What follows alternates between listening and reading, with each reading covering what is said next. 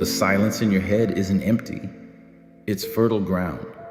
We like to think of our thoughts as passing clouds, but they're actually seeds.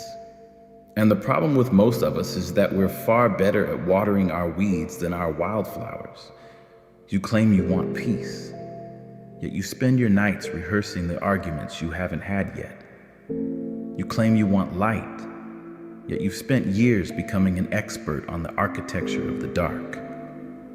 The universe is a mindless mirror.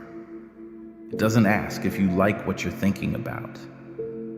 It only sees the intensity of the gaze. Your panic is a prayer.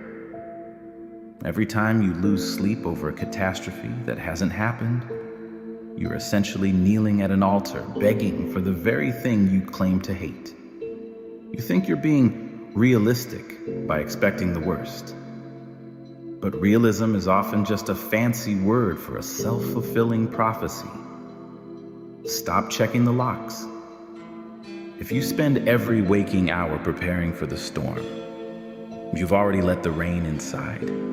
You aren't protecting your life, you're just turning your home into a bunker. The shift is brutal, but necessary. Nature doesn't care about your intentions, only your attention. If you treat your fear like a guest of honor, don't be shocked when it decides to move in. If you want to change the view, you have to stop feeding the ghosts that live in the hallway.